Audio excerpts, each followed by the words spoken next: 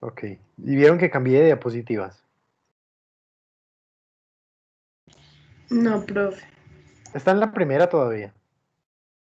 Sí,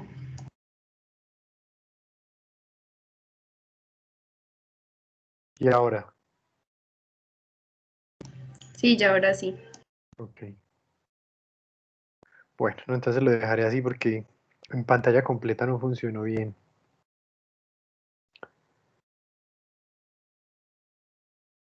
Bueno, jóvenes, vamos a iniciar entonces. Pueden participar en cualquier momento a través de... Ah, no, del chat no. Les iba a decir que del chat, pero no se puede porque yo no tengo acceso al chat. Entonces, en cualquier momento habilitan el micrófono y hacen las preguntas que tengan. ¿Listo? Si voy muy rápido también me indican. Si tienen cualquier duda con los conceptos que estoy mencionando, eh, me van avisando para repetir alguna cosa o si hay que ir más lento en algo. Bueno, jóvenes, yo lo que les voy a hablar es de respuesta inmune antimicrobiana, pero decidí mejor enfocar esta presentación en respuesta inmune antiviral y específicamente en SARS coronavirus 2, que es el modelo de infección que eh, nos interesa en la actualidad, dado todo el contexto pues, de la pandemia. Sin embargo, en un momento les voy a comentar algunos conceptos generales de la respuesta inmune antiviral eh, que aplican para los agentes virales en general. Y si tienen alguna duda, podemos discutir después de la presentación con respecto a la respuesta inmune contra parásitos, contra bacterias y contra hongos. Entonces, vamos a hablar del SARS coronavirus 2, que es el agente causal de COVID-19. Este es el protagonista de hoy. Estos son fotografías de microscopía electrónica del virus aislado en Colombia, un virus que se aisló en la Universidad de Antioquia. Y aquí vemos las partículas virales esféricas de 100, 130 nanómetros aproximadamente. Ustedes alcanzan a ver el cursor, ¿cierto? Para ver lo que señalo. Sí, profe, sí se ve. Ok, esta es la situación actual de la pandemia. Al 3 de noviembre, a las 8 de la mañana, teníamos más de 47 millones de casos reportados en el mundo. Eh, ya ven por acá que Colombia ya superó el millón de casos. Este mapa muestra la incidencia del día, la incidencia para la fecha, representa los casos nuevos y vienen que están concentrados pues en América y los nuevos rebrotes o la segunda ola, como la están llamando en Europa, que ha iniciado pues con mucha fuerza y con datos muy importantes. Hasta la fecha van más de 1.200.000 personas fallecidas a causa del COVID-19. Y esta es la situación clínica. Tenemos un espectro clínico que en la mayoría de individuos, cerca del 80%, o son asintomáticos o tienen una enfermedad leve. Me refiero a individuos con una infección confirmada. La mayor probabilidad de estar en este grupo corresponde a los niños y a los adultos menores de 50 años. Hay un porcentaje alrededor del 14% que desarrollan una enfermedad severa, una enfermedad grave, que requieren UCI y la mayoría de ellos tienen comorbilidades y estos son generalmente pacientes mayores de 60 años.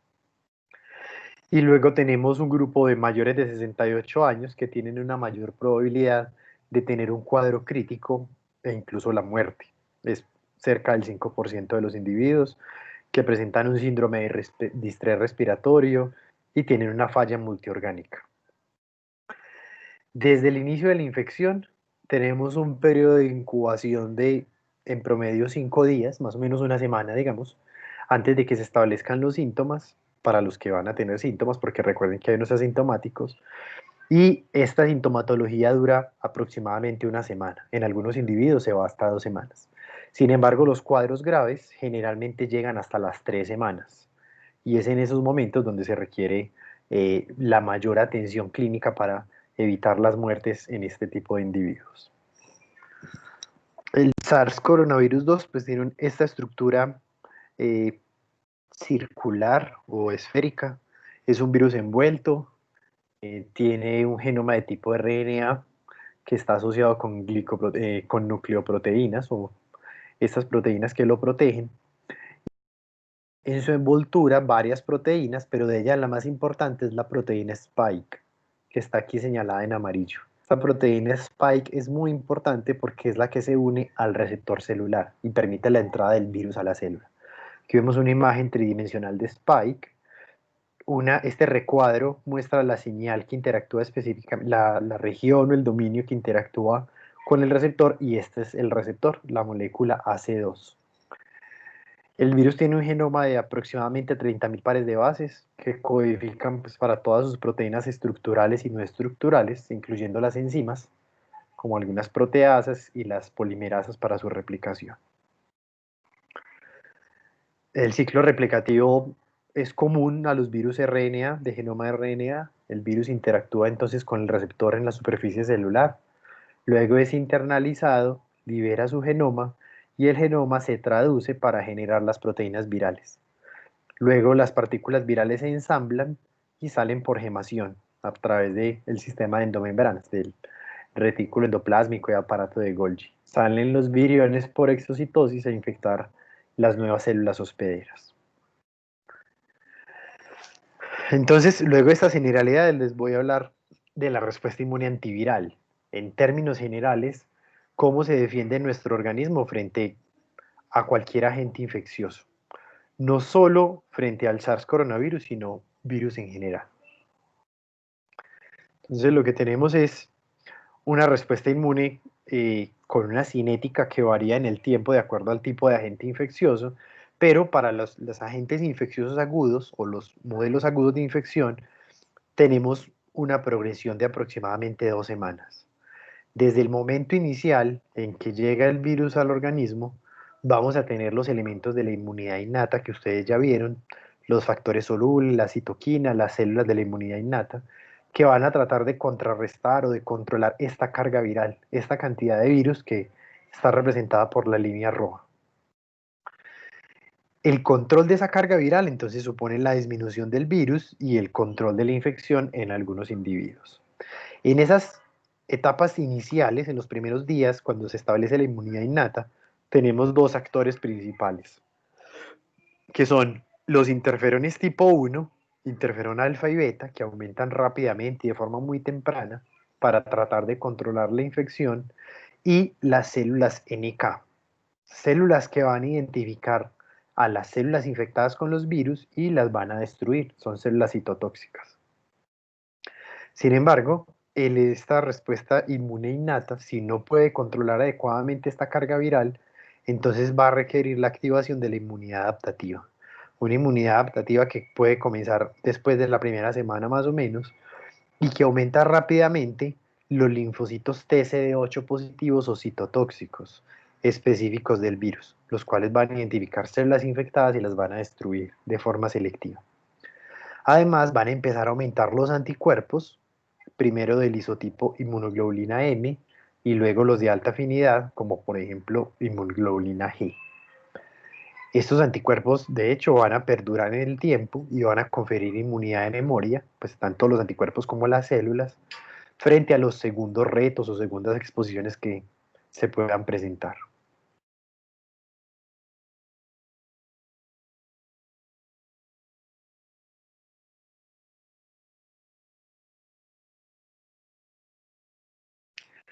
Ok, entonces les voy a escribir brevemente algunos de estos mecanismos de los que les acabo de mencionar, y el primero de ellos son los interferones tipo 1.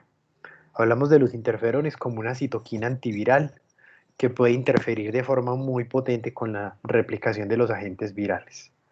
Básicamente son citoquinas que activan una vía de señalización intracelular. Estos receptores de interferón, receptores tipo 1 y tipo 2, están presentes en todas las células nucleadas del organismo y son muy importantes porque van a inducir la expresión de unos genes que van a encontrar ustedes en los libros como ISGs. Los ISGs son genes estimulados por interferón. Son genes que tienen funciones antivirales. Esta célula entonces va a producir un montón de proteínas, todas estas que están acá, que van a bloquear en diferentes etapas el ciclo replicativo de los virus.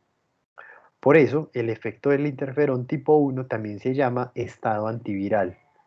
El interferón hace que la célula active su estado antiviral y se prepare con suficientes armas para bloquear la replicación viral cuando lleguen los virus a esta célula. En esta inmunidad innata tenemos otro actor muy importante que son los neutrófilos. Ustedes saben que estos son células inflamatorias que activan pues, la respuesta inflamatoria gracias a todos los mediadores que pueden producir, y algunas de sus funciones efectoras pues, pueden contribuir con la eliminación de los agentes virales.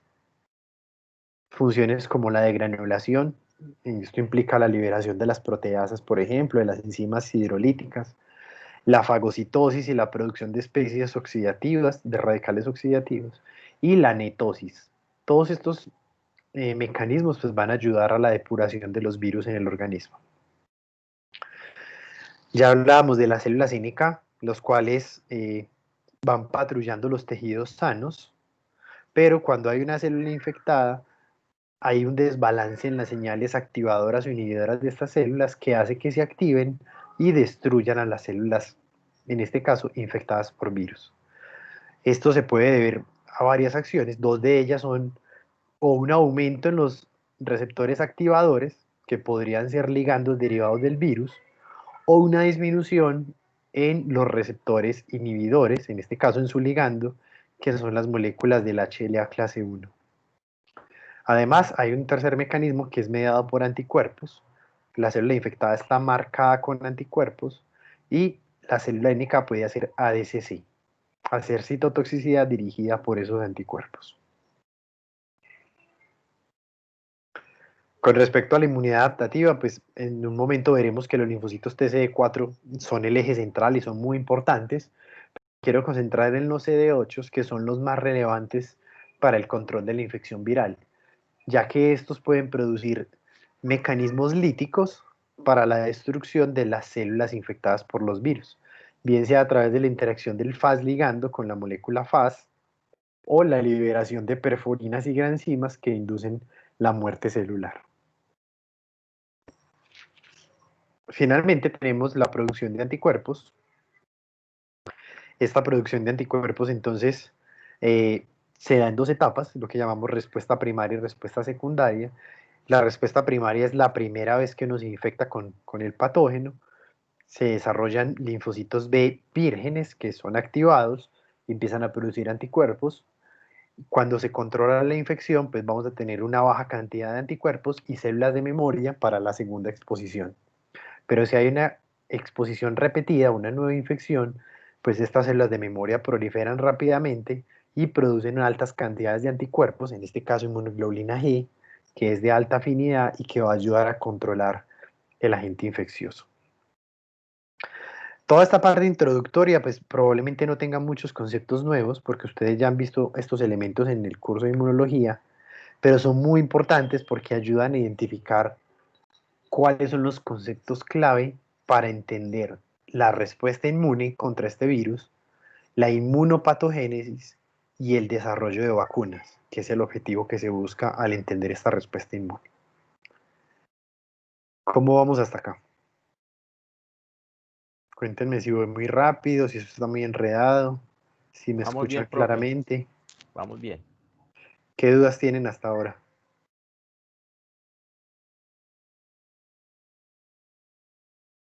¿Todo está claro? Ok. Entonces vamos a hablar ahora sí de la respuesta inmune específica contra el SARS-CoV-2. Ustedes saben que tenemos 10 meses desde que se conoce esta infección.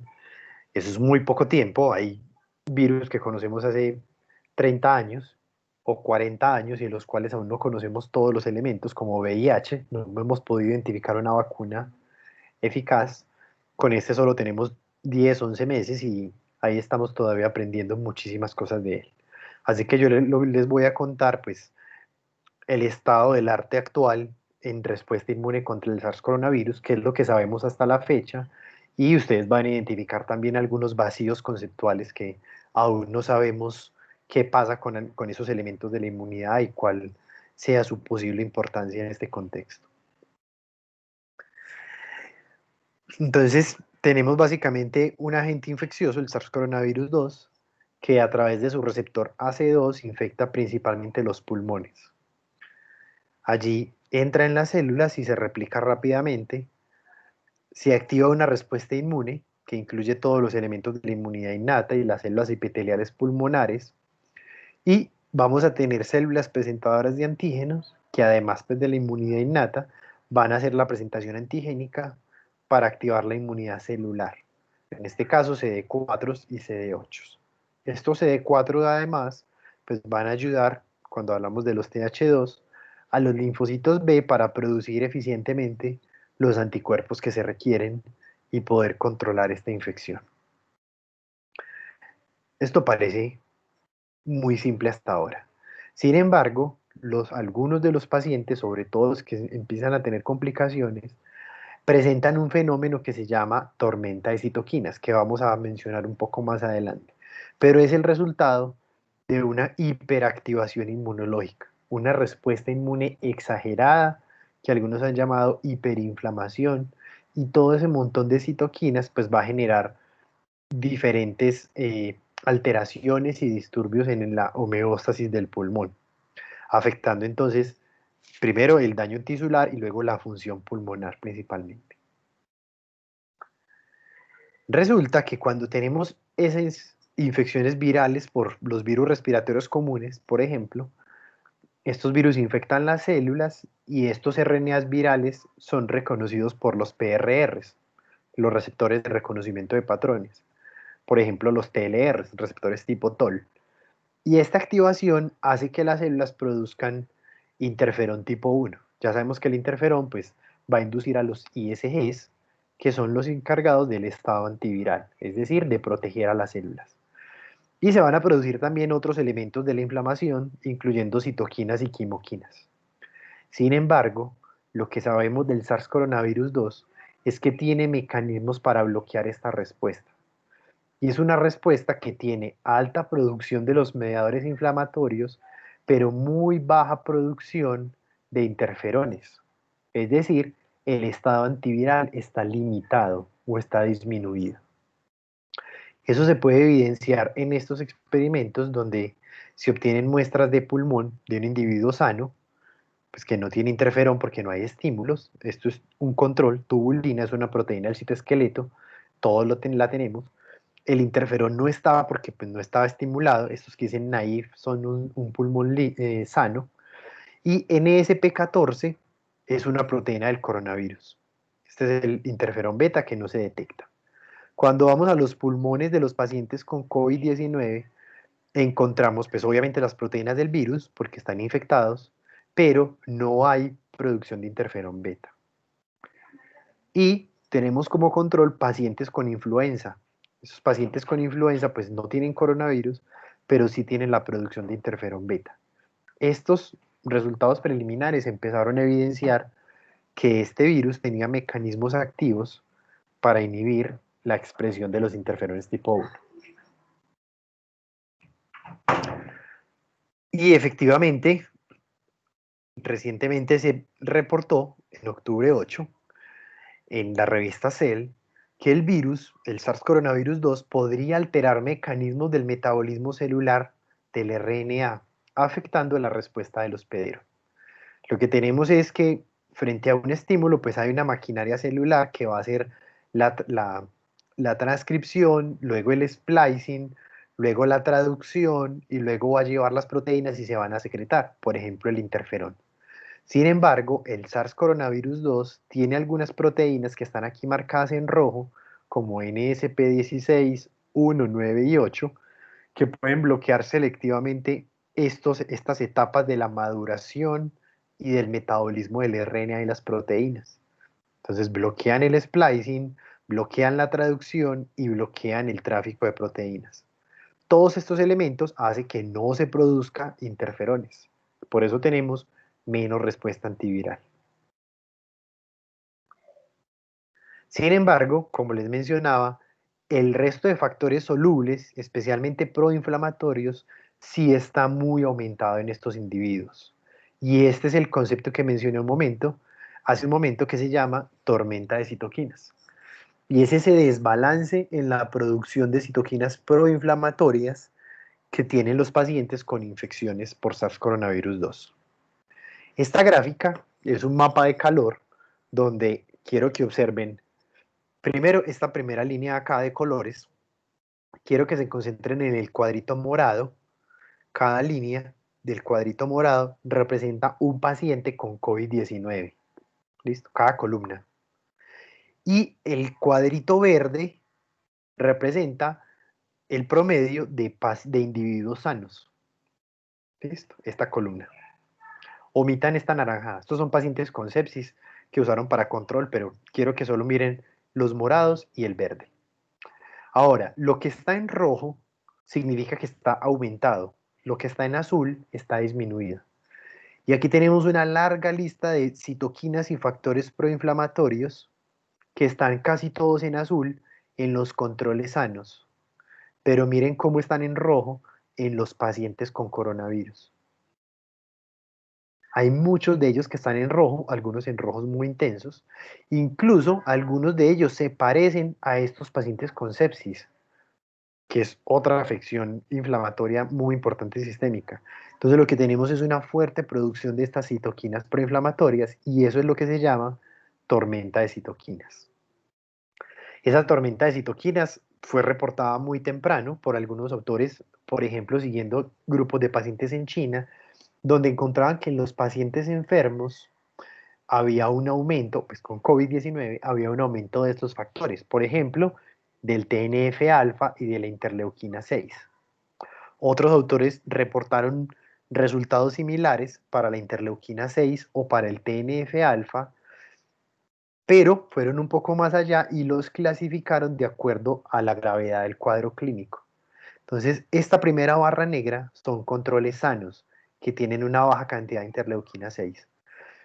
Azul, morado y rojo son pacientes con COVID-19 que están en enfermedad leve, enfermedad grave y pacientes críticos. Algunos de estos críticos murieron.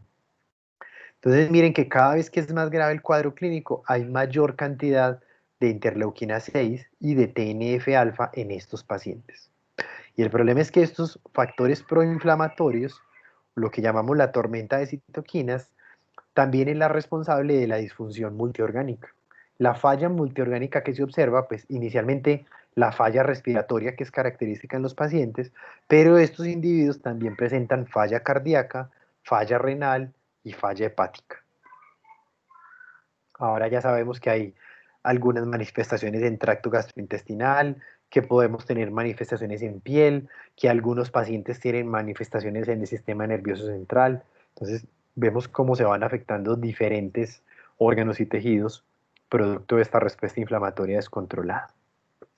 Y no solo son las citoquinas, sino que hay otros factores inflamatorios que también se aumentan en estos individuos. La proteína C reactiva también está aumentada de forma considerable cuando comparamos pacientes con enfermedad leve y pacientes graves. Miren cómo se aumenta al día 2, por ejemplo, es significativamente mayor en los pacientes graves. ¿Cómo vamos hasta acá? Cuéntame qué preguntas tienen.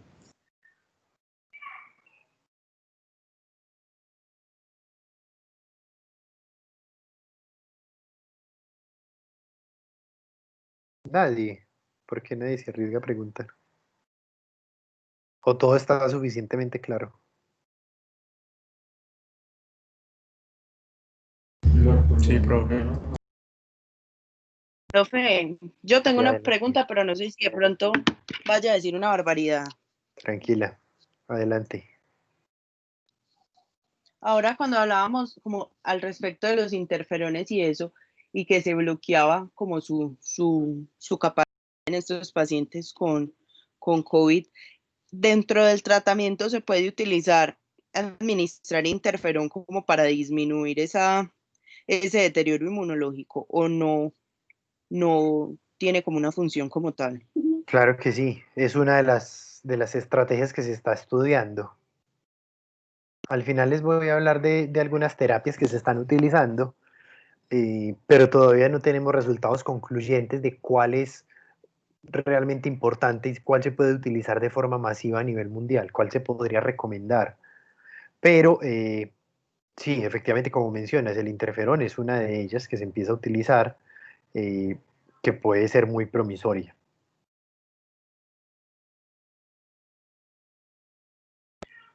Listo, profe, gracias. Con mucho gusto.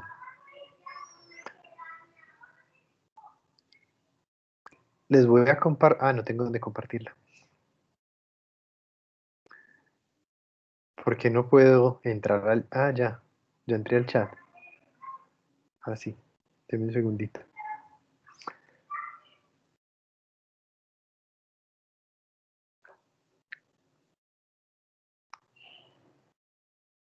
Les voy a compartir un link muy interesante para que le den una miradita cuando puedan. Ahí van a encontrar el estado actual de tratamientos y vacunas. Y se va actualizando muy frecuentemente para que entren y le den una miradita. Entonces pueden ver, pues primero hay un número grande que dice cuántas vacunas y terapias tenemos, luego hay una sección de noticias con las últimas novedades, pero luego hay dos cuadros importantes. Uno de vacunas, donde muestra todos los candidatos de vacunas y en qué fase de estudio van, si son preclínicos, fase 1, fase 2, y luego muestra pues, la lista detallada de todos, y el segundo cuadro muestra las drogas, las terapias. Entonces muestra todos los medicamentos en qué fase de estudio se encuentran. Y efectivamente está, por ejemplo, el interferón tipo 1, el interferón beta, que es el que se usa, como una estrategia de tratamiento. Solo que aún no tenemos pues, la aprobación de la comunidad científica para el uso masivo del interferón como terapia en los pacientes. Profe, yo tengo una pregunta. Adelante. ¿Qué proteína de fase aguda se activa con este virus? ¿O es la misma, la de siempre, la proteína C reactiva? No, recuerden que esos reactantes de fase aguda se producen principalmente en respuesta a las citoquinas proinflamatorias. Y como tenemos una tormenta de citoquinas, pues esto va a hacer una activación muy importante en el hígado para producir los reactantes de fase aguda. Entonces en los pacientes se puede buscar proteína C reactiva, pero seguramente se puede encontrar, bueno, seguramente no, también se puede buscar la velocidad de sedimentación globular, pues la eritrosedimentación, o se puede buscar la procalcitonina, o hay diferentes marcadores que indican esta reacción inflamatoria, fracciones del complemento, entre otras, que se pueden buscar en los análisis de laboratorio. Sin embargo, hasta ahora, la mayoría de estudios se enfocan solo en proteína C reactiva, cuando hablamos de reactantes de fase aguda. Pero lo más importante son citoquinas proinflamatorias y algunos factores de la coagulación o de la vía pues, de la fibrinolisis, como el dímero D, porque ahora vamos a ver que pues, la activación del endotelio, que también es producto de esa respuesta inflamatoria, también tiene consecuencias en las vías de coagulación y también hay problemas por ese lado para los pacientes. Ok, profe, muchas gracias. De nada. Ok, entonces, estábamos hablando entonces de factores solubles, incluyendo citoquinas y la proteína C reactiva. Vamos a hablar de las células. ¿Qué pasa con los neutrófilos? Clásicamente sabemos que los neutrófilos son muy importantes para la respuesta antibacteriana, ¿cierto? Más que la respuesta antiviral. No son lo más importante en la respuesta antiviral. Sin embargo, estamos frente a una infección donde hay una fuerte respuesta inflamatoria. Y los neutrófilos son células inflamatorias por excelencia. Cuando se comparan estas células entre los pacientes, se encuentra que los individuos sanos tienen pues, una cantidad limitada de neutrófilos, pero hay un aumento muy importante de neutrófilos, que es este círculo que está aquí en rojo, en los pacientes con COVID-19, enfermedad moderada o enfermedad grave. Sin importar el cuadro clínico, tienen un montón de neutrófilos. Esos neutrófilos corresponden a células o a neutrófilos inmaduros principalmente y se relacionan directamente con los niveles de citoquinas proinflamatorias como la interleuquina 6. Es decir, los que tienen más neutrófilos tienen más citoquinas proinflamatorias. Ahora, ¿qué pasa con las otras células? Con las células que sí tienen que ver directamente con la respuesta antiviral. Los pacientes con el cuadro de neumonía asociado al COVID-19, que son todos los punticos que ustedes ven acá en rojo, comparado con los punticos azules, que son los donantes sanos, tienen menores recuentos de linfocitos, tienen linfopenia. Si vamos a buscar subpoblaciones, tenemos disminución de linfocitos T, CD4 positivos, disminución de linfocitos T, CD8 positivos. Entonces, tanto los CD4 como los CD8 se disminuyen en estos individuos. Y no solo eso, se disminuyen los linfocitos B y se disminuyen las células NK.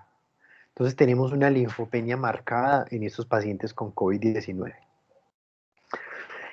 Esa linfopenia, además, miren ese estudio tan grande con este montón de individuos, este fue un estudio de China, donde comparó esa linfopenia de acuerdo a la severidad y a otras características. Entonces miren esto, estos son linfocitos T totales, comparando individuos sanos que tienen este nivel, pero los pacientes con COVID tienen menos. Estos son los COVID que no requieren UCI, y estos son los COVID que sí requieren UCI, y los que requieren UCI tienen todavía menores recuentos de linfocitos T. Lo mismo pasa con los CD4 y con los CD8. Estos son linfocitos T totales y estos son TCD4 o TCD8. Y con los tres vemos la misma tendencia. Además, voy a ampliar aquí un poquito para que lo puedan ver mejor. Este mismo comportamiento se observa de acuerdo a la edad. Pacientes con COVID menos de 20 años tienen un número de linfocitos T, entre 20 y 59 tienen menos y mayores de 60 tienen menores recuentos. Linfocitos T totales, CD4 y CD8, la misma tendencia. Y de acuerdo al cuadro clínico, enfermedad leve o moderada, enfermedad grave, pacientes críticos y los que se murieron. Y cada vez menores recuentos de linfocitos T, CD8, CD4 y totales. Lo que tenemos acá es una linfopenia marcada que podría ser el primer biomarcador de la severidad, incluso de la mortalidad en estos pacientes. Entonces, les quiero comentar aquí un concepto. Miren que los pacientes mayores de 60 años pues tienen menor recuento de linfocitos T, una linfopenia marcada. Y esto está acorde con una hipótesis que ha sido publicada recientemente por unos investigadores en Brasil, esto fue del 27 de octubre, con respecto a dos conceptos que no son nuevos. Estos conceptos ya los veníamos manejando en inmunología, probablemente ustedes habrán escuchado algo de esto, y son inmunosenescencia e inflammaging. ¿Han escuchado estos conceptos?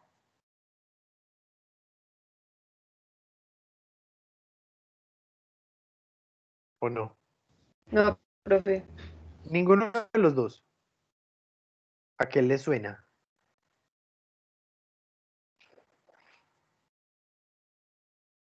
¿Qué se les ocurre que sean esas dos cosas? ¿Qué se les ocurre que sea inmunosenescencia? Profe, es como el deterioro del sistema inmune por la edad, ¿no? Exacto. Eso es inmunosenescencia. Pero claro, para todos, ¿qué es inmunosenescencia? Inmunosenescencia es que se nos envejeció también el sistema inmunológico. Entonces, la capacidad de la respuesta inmune también está disminuida. También va disminuyendo progresivamente con la edad. Y el otro concepto.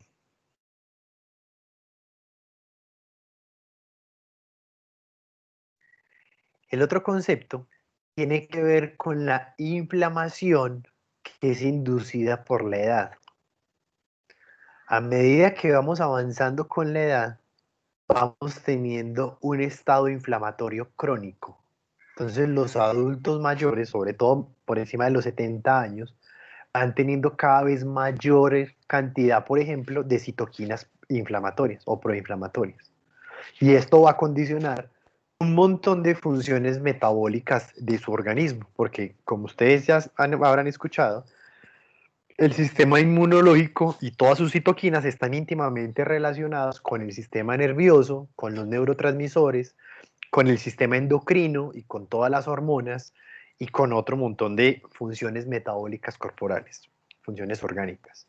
Así que estos dos conceptos tienen que ver con que a medida que avanza la edad, su sistema inmune cada vez es menos funcional porque tiene menos respuesta inmune, menos capacidad de producir linfocitos T, un timo más involucionado que no produce suficiente. Si no tiene T, pues tampoco se pueden activar los B adecuadamente. Tiene menos función de NK, los neutrófilos ya no hacen mitosis y todo esto. Pero además tenemos esa inflamación asociada con la edad. Esa inflamación asociada con la edad en la que se producen... Un momento, por favor. No, ven, préstame eso. Gracias. Juan, se cierra la puerta, por favor. Profe, tengo una pregunta. ¿Aló? Sí, dame un segundo. Termino esta idea, dame un segundo. Entonces, les decía que aumenta la edad y con esa edad entonces se disminuyen la mayoría de nuestras funciones inmunológicas, pero se aumenta un estado inflamatorio crónico que pues va a condicionar la aparición de infecciones oportunistas y de otras patologías crónicas que se observan con el avance de la edad. Sí, adelante, contame cuál es la pregunta. Profe, con respecto a la linfopedia, pues qué pena devolverlo un poquito. Linfopenia. Linfopenia, perdón, qué pena devolverlo un poquito. Es, Sí. ¿no hay producción de linfocitos o hay un proceso acelerado de apoptosis de los linfocitos? ¿Qué está pasando? Muy buena la pregunta. Muy buena. Ya vamos para allá. Porque en este momento no lo sabíamos. En este momento sabíamos, esto es solo descriptivo. Entonces, aún, bueno, esto no fue en una clínica, fue en muchas, pero digamos que en una clínica, en su clínica, usted atendió en su servicio de urgencias, usted atendió 100 pacientes con coronavirus y observó este comportamiento, que había disminución progresiva del recuento de linfocitos de acuerdo a la edad, a la severidad del cuadro clínico o al uso o al requerimiento o no de UCI. Pero aún no sabíamos por qué, ¿cierto? Ya vamos para allá. Aquí está por qué. En ese momento no sabíamos si es que se producen muy pocas o es que se están destruyendo las que ya tenemos. Y este tipo de estudios ya nos ayudan a entender qué es lo que está pasando. Miren lo siguiente. Acá tenemos unos marcadores que se llaman CD38 y HLA-DR. Las células que tienen estos marcadores decimos que son células hiperactivadas, es decir, células que recibieron tantos estímulos antigénicos que ya no son funcionales. Y el siguiente paso es la muerte. Entonces la hiperactivación lleva al agotamiento celular. Las células reciben tantas señales que después dejan de funcionar y finalmente pues se van a morir. Y lo que vemos acá, en esta primera línea de cuadritos, la línea superior, es la cantidad de linfocitos TCD8 positivos que tienen los pacientes con coronavirus a partir de las 2 semanas, entre 2 y 3 semanas. Miren la cantidad de linfocitos T hiperactivados que tienen, TCD8, comparados con los controles sanos. Miren los controles sanos lo que tienen. Y miren los CD4. Los controles sanos, sus células no están hiperactivadas, pero en los de COVID-19, miren los pacientes cómo aumentan las células hiperactivadas. Y la segunda fase es el agotamiento celular o el exhausting. El agotamiento está identificado por la expresión de moléculas como PD1. Esta es una molécula que indica que las células están en un estado de agotamiento, que ya no son funcionales. Miren los CD8. Este es el nivel de agotamiento en individuos sanos, alrededor del 20%, y miren los pacientes con COVID, alrededor del 60% se mantienen. Lo mismo con los CD4, pues es casi nulo en los controles sanos, pero aumenta considerablemente en los pacientes con COVID-19. Esto nos indica que las células no es que dejaron de producirse, sino que las células están muriendo. Esa fuerte respuesta inflamatoria que se genera hace que las células se activen de forma descontrolada y que tengan una estimulación antigénica descontrolada hace que las células dejen de funcionar adecuadamente y se empiecen a morir. hay un mecanismo que se llama apoptosis por activación. Y es decir, después de esa activación excesiva se empiezan a morir las células. Eso responde a tu pregunta. Sí, señor, pero me crea otra. Adelante. Entonces, lo que entiendo es que por exceso de, digamos que de excitación del sistema inmune, entonces perdemos respuesta, ¿cierto? Calidad de Bueno, respuesta, sí. calidad. Entonces, pensar en, digamos que desensibilizar el sistema inmune sería muy loco para mantener el tamaño, la calidad de la respuesta inmunitaria. No, también es una muy buena opción. Y también la van a encontrar en el link que les dejé. Cuando vean las terapias, empiecen a buscar dónde están los inmunosupresores, dónde está la dexametasona, por ejemplo, los corticosteroides, en qué fase de estudio se encuentran. Alguien pensó exactamente lo mismo que usted está diciendo en este momento y dijo, entonces el problema es este, apaguemos la respuesta inmune y vamos a ver qué pasa. Ahí van, los estudios están en curso. Yo enseguida les voy a mostrar unos datos preliminares de algunos estudios para que vean cómo va la situación. Ok, profe, gracias. De nada. Les contaba que además de todos ese desbalance de células, también se acaban las células NK. Otro estudio soporta estos resultados. Las células NK totales o subpoblaciones de células NK van disminuyendo progresivamente. En blanco son los individuos sanos o los controles. Las bolitas naranjadas son los pacientes con COVID moderado y las bolitas rojas son los pacientes graves. Y miren que cada vez tienen menor recuento de células NK o subpoblaciones de estas. No se producen o se mueren. Aquí tenemos la respuesta. Nuevamente tenemos marcadores de activación de las células y vemos cómo a medida que aumenta la gravedad del cuadro clínico, pues aumenta la expresión de esos marcadores de activación y de agotamiento de las células NK. Y para acabar de completar todo el cuadro, se describió también recientemente que esta infección, por el desbalance que induce las citoquinas, pues ya sabemos que se producen citoquinas proinflamatorias, incluyendo, por ejemplo, interleuquina 8, que es quimioatrayente de neutrófilos, y que se produce interleuquina 6, que los puede activar por esa respuesta inflamatoria. Entonces lo que vamos a tener es un aumento de neutrófilos para aumentar la inflamación, pero se van a disminuir las células citotóxicas, porque estas citoquinas, y en particular la IL-10 y la IL-6, aumentan este marcador, NKG2A, y es un marcador que inhibe la función citotóxica, es decir, apaga células NK y linfocitos T citotóxicos. Entonces tenemos menos célula, pero también menos recuento, y también parecen ser menos funcionales. Así que el panorama es muy complejo. El panorama tiene un montón de elementos que han sido alterados de nuestra respuesta inmune y que contribuyen a esa respuesta inflamatoria descontrolada. Entonces tenemos una activación mediada por receptores de la inmunidad innata, activación del complemento, una respuesta de interferón tipo 1 que está alterada, ya vimos que el virus puede bloquearla. Tenemos un aumento en las citoquinas proinflamatorias y eso va a afectar entonces el metabolismo de macrófagos y de neutrófilos, por ejemplo. Tenemos bloqueo de las células NK, entonces va a limitar la capacidad para destruir efectivamente las células infectadas por los virus. Ahora, ya vimos qué pasa con factores solubles y qué pasa con las células. Vamos a ver qué pasa con los anticuerpos.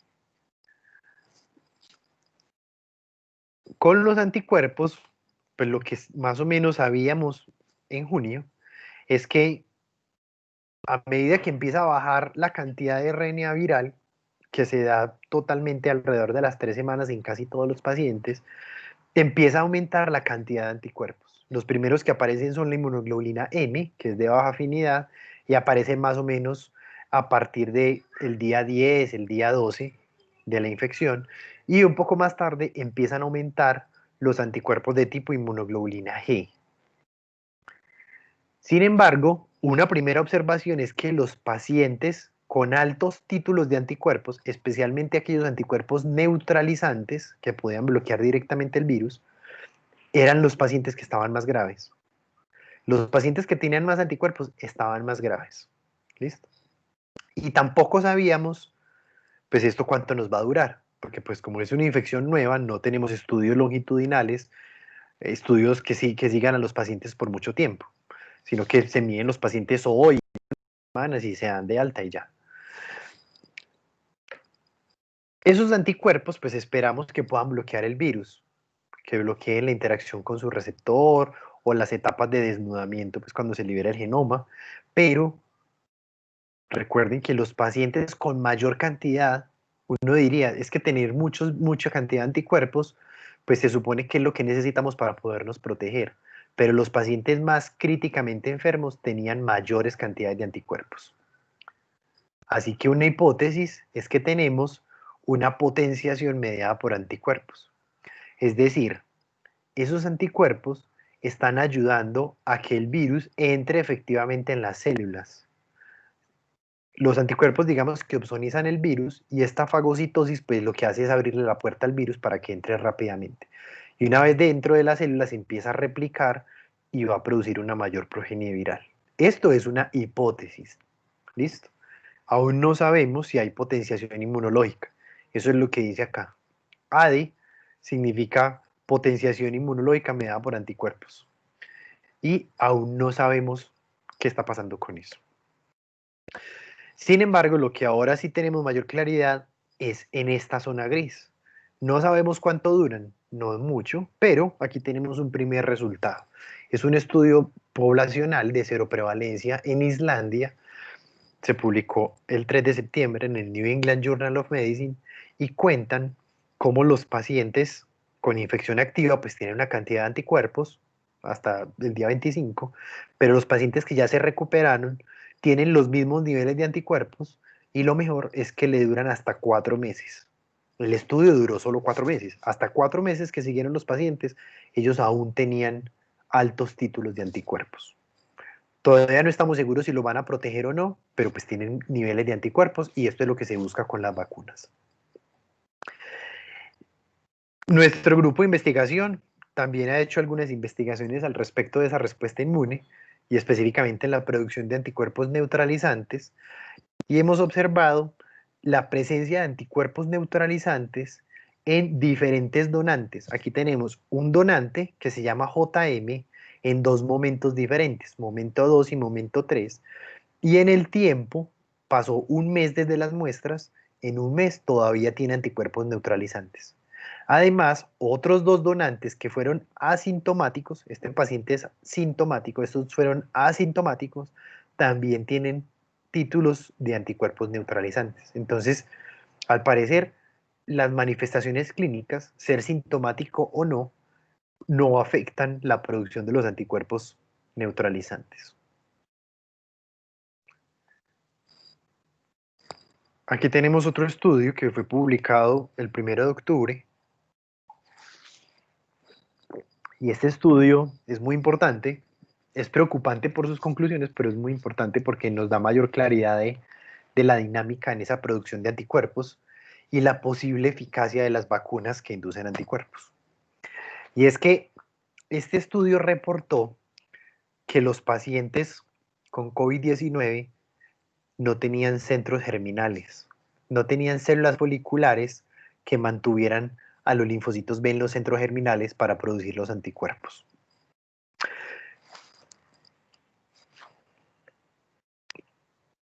Lo que tenemos acá, están viendo el cursor, ¿cierto?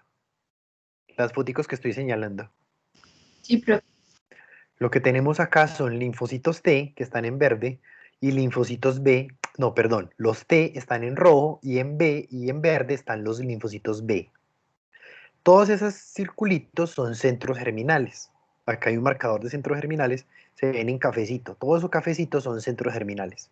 Y aquí en la imagen superpuesta se ven los centros germinales, son estas bolitas que están más claritas adentro de todo esto morado. ¿Listo?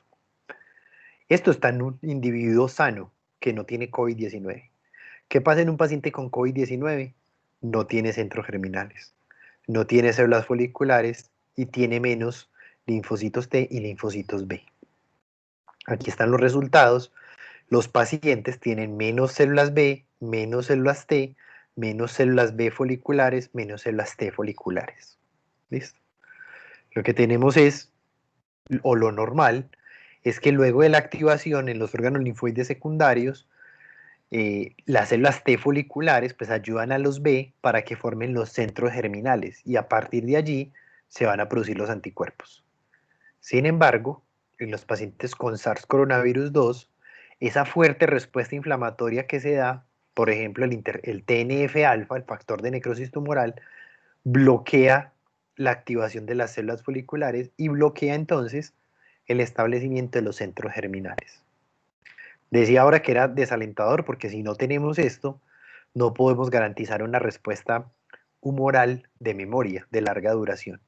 Sin embargo, los resultados poblacionales en Islandia, pues sí son alentadores porque parece que la inmunidad podría durar. En este momento, pues esperamos la publicación de nuevos resultados que muestren cohortes de seguimiento un poco más largas, por ahora alrededor de los 6 meses, para ver si seguimos manteniendo niveles protectores de anticuerpos. Sin embargo, a la par que salen estos reportes, empezamos también a conocer reportes de casos de reinfección. Pacientes que fueron diagnosticados con la infección, diagnóstico molecular y con el cuadro clínico que les correspondió, si fueron sintomáticos, leves o graves, y que 3, 4, 5 meses después tienen una nueva infección por un SARS coronavirus 2 genéticamente diferente, que se puede identificar que es diferente, porque le secuenciaron el primer virus. Entonces, como sabemos que es diferente, hay una infección nueva por un nuevo virus y significa que la inmunidad natural de la primera infección probablemente no lo protegió. Sin embargo, un resultado que sí es muy alentador es que la mayoría de los casos de reinfección, que hasta ahora son excepcionales, yo creo que no van más de 10 o 12 casos, pues hasta hace poco iban como 8, entonces digámosle que ya van 10 o 12, la mayoría de ellos han tenido infecciones con cuadros clínicos leves y muchos de ellos asintomáticos. Entonces, aunque parece que la inmunidad no es esterilizante, es decir, no nos protege de que nos volvamos a infectar, probablemente sí nos protege del desenlace clínico. Y si uno ya tuvo una infección, probablemente la siguiente va a ser más leve en la manifestación clínica. Eso es lo que sabemos hasta ahora, aunque son muy pocos casos reportados como para generalizar pues este concepto que les estoy mencionando. Preguntas.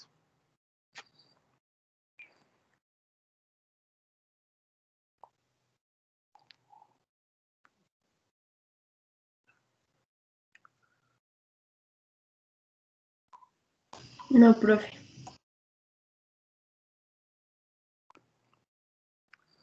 Ok.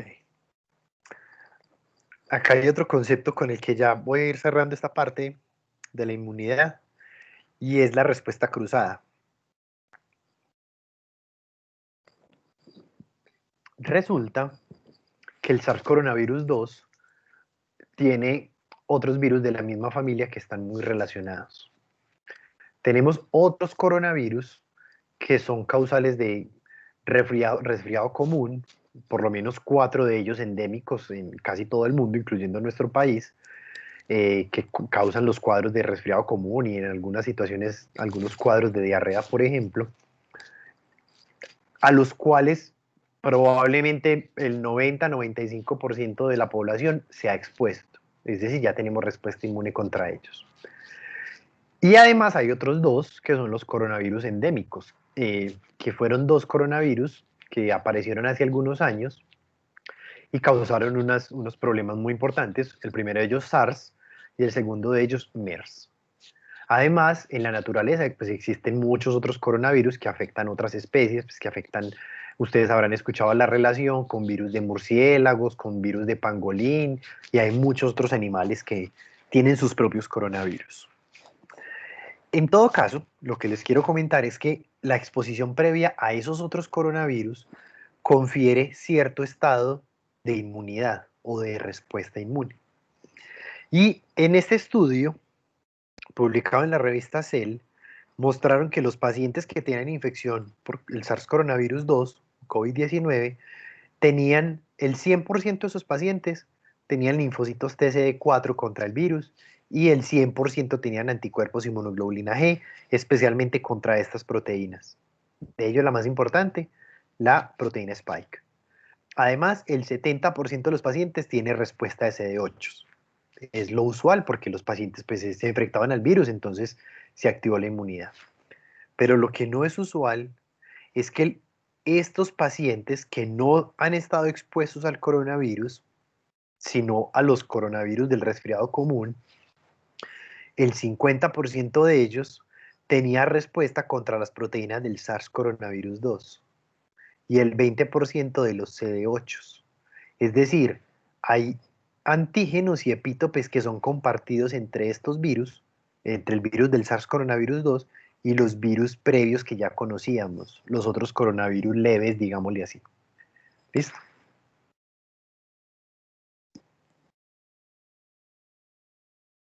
Endémicos, los coronavirus endémicos. Creo que ahora dije que SARS y MERS eran endémicos. Si dije eso, omitan esa información. Es falso, no son endémicos, fueron epidémicos. ¿Listo? Los endémicos es que están siempre con nosotros, como estos respiratorios. Los otros son muy graves como para estar todo el tiempo con nosotros. Bueno, entonces, hasta acá en resumen, más o menos tenemos que este es el cuadro de la inmunopatología del COVID-19. Tenemos una infección por un virus que puede bloquear múltiples aspectos de la inmunidad, que disminuye recuentos de linfocitos, que aumenta sus moléculas de activación y agotamiento, que además aumenta los neutrófilos y la función inflamatoria, aumenta todos los marcadores solubles inflamatorios como las citoquinas, por ejemplo, pero ya sabemos que disminuye el interferón tipo 1, y tenemos una buena respuesta de anticuerpos que aún no sabemos exactamente cuál es su consecuencia, si nos van a proteger, si nos van a servir o no.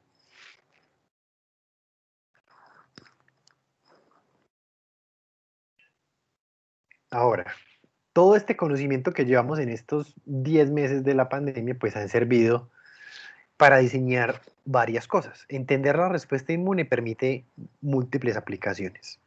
Una de ellas es el diagnóstico. Diagnóstico basado, por ejemplo, en la producción de anticuerpos.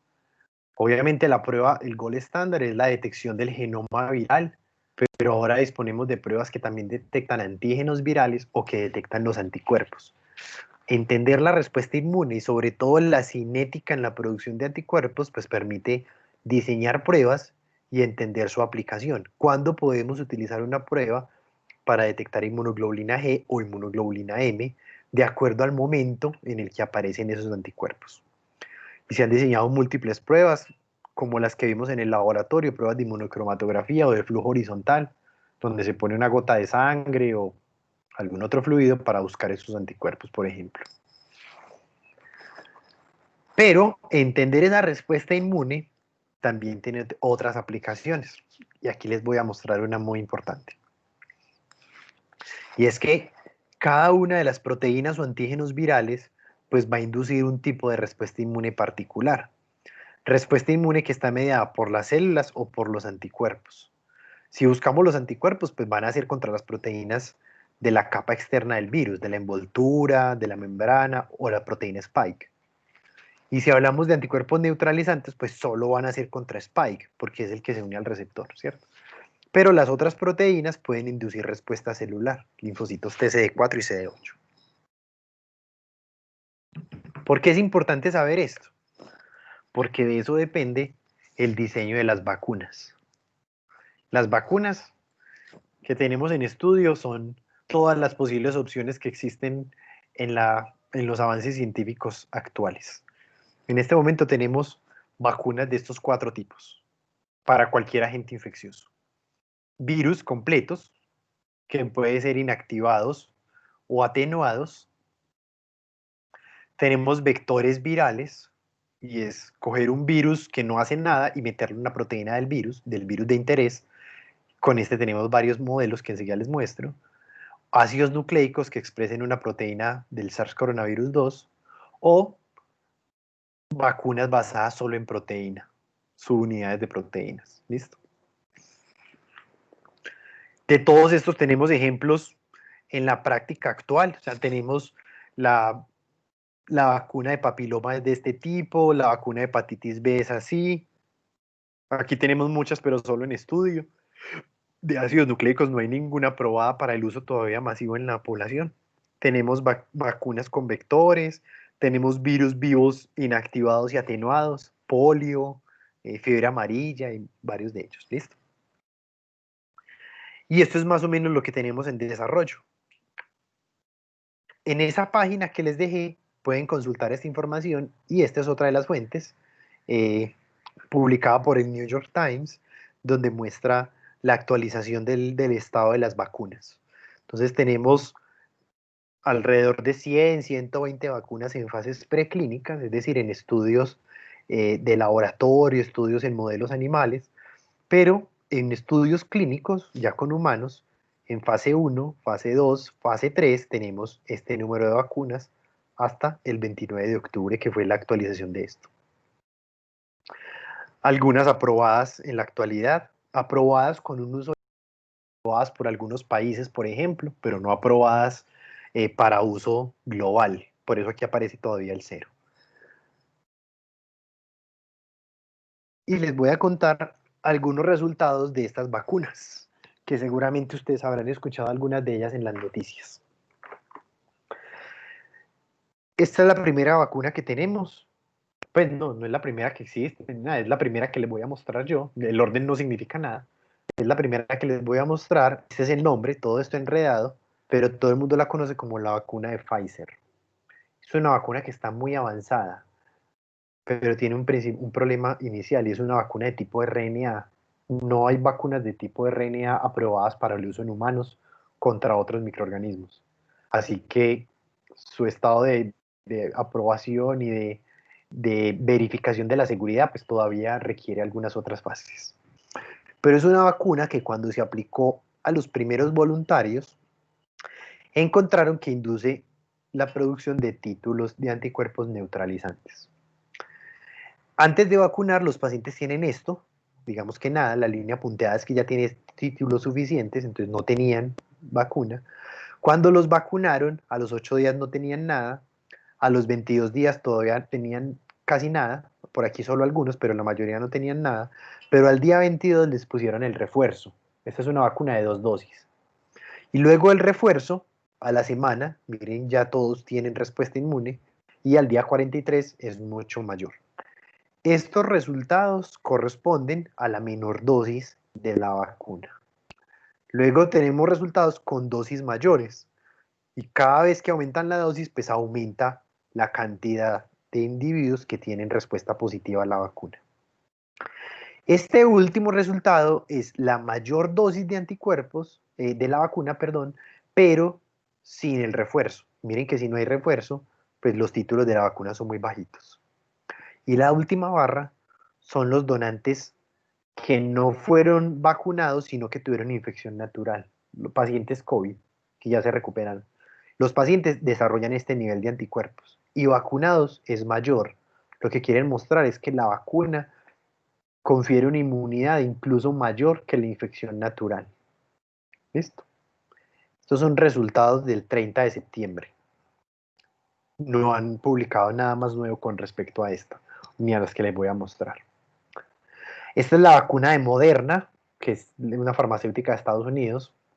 También es una vacuna de RNA. Esto es un reporte preliminar de julio, donde muestran varias dosis de la vacuna que también inducen anticuerpos neutralizantes, mírenlos acá, comparado con los no vacunados, e incluso mayor que los individuos del suero convaleciente, es decir, los pacientes que ya se recuperaron.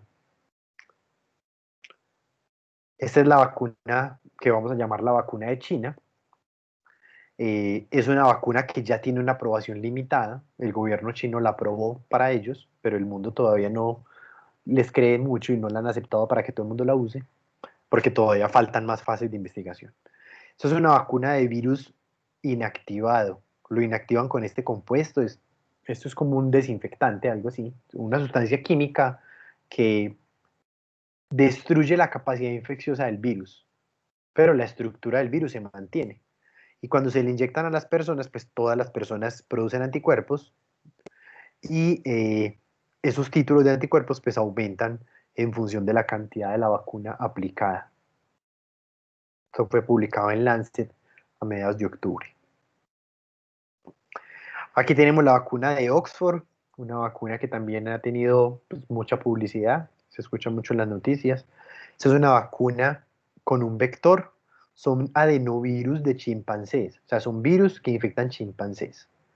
En este caso, adenovirus. Y a este virus le meten una proteína, el gen, para expresar una proteína del SARS. Y estos también inducen la producción de anticuerpos neutralizantes, en títulos similares a los de los pacientes con inmunidad natural.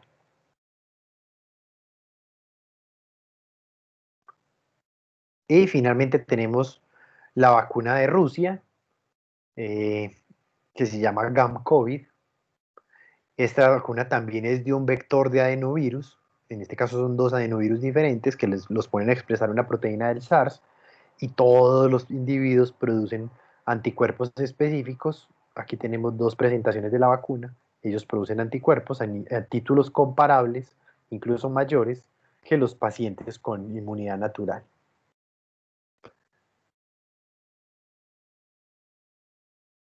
Más o menos hasta ahí va la carrera por las vacunas.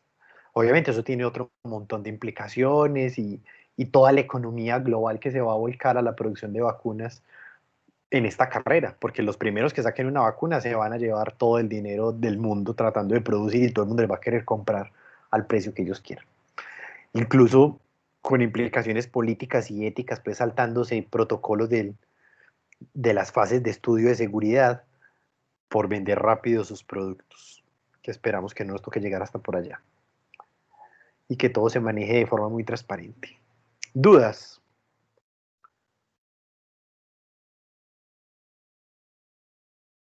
Nada, todo está muy claro hasta acá. Profe, Sí, adelante.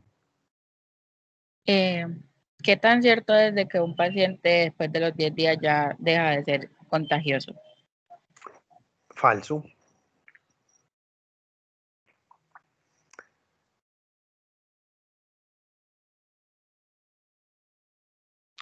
Espera, le muestro donde vemos que es falso.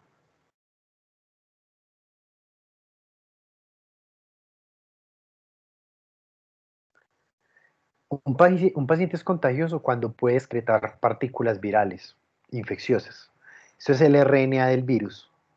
Esos son 10 a 15 días. Aquí hay un poquito de virus. A las 3 semanas, al día 21. Día 21 después del inicio de los síntomas. ¿Cierto? Pero recuerden que hay más o menos 5 días de periodo de incubación.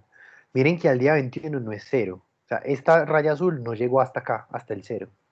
Hay pacientes que llegan hasta 28 días que pueden secretar virus.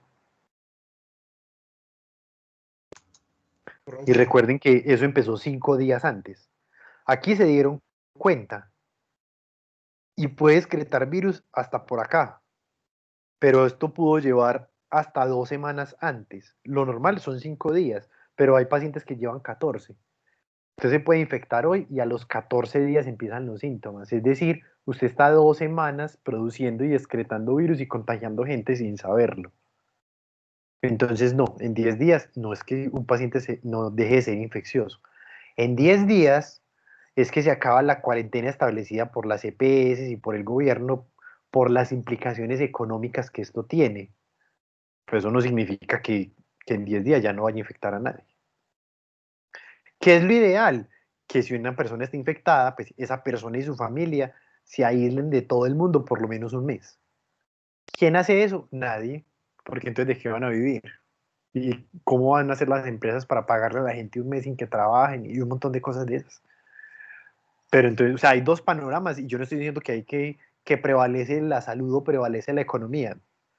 Uno no puede estar sin el otro, tienen que ser los dos. Y ese, pues menos mal yo no tengo que tomar la decisión de cuál es más importante.